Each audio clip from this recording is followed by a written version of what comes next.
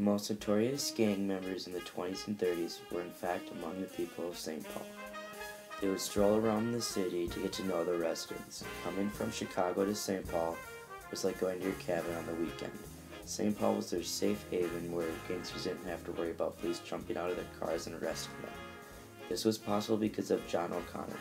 John O'Connor was the St. Paul Police Department's chief.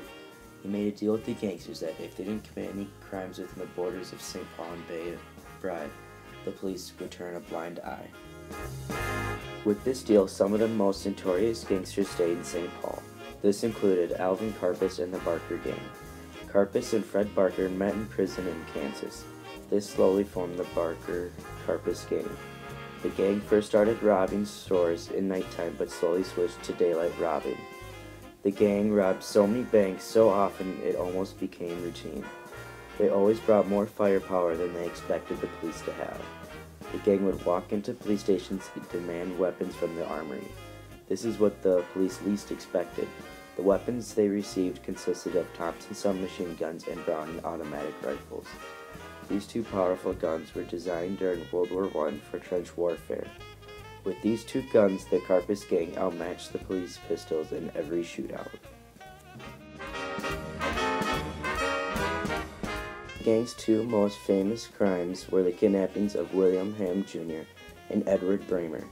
Both kidnappings happened in St. Paul. William Ham, chairman of the Ham Brewing Company, was abducted in June 1933. He was driven to Chicago to be kept until the ransom note of $100,000 was paid. After Ham's family paid the ransom note, he was released unharmed in Wyoming, Minnesota. The kidnapping was so successful the gang decided to try it again. In January 1934, Edward was taken and held hostage until the $200,000 ransom was paid. That's $2 million in today's value.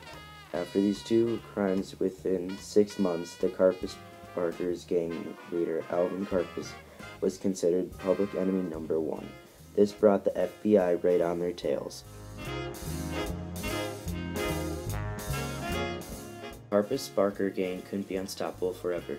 On January 16, 1935, Fred Barker was killed in a 4-hour shootout with the FBI. On May 1, 1936, Alvin Karpis was arrested in New Orleans and sentenced to life in prison. With both of the gang's leaders killed or captured, the gang broke apart. The last public enemy legend was ended.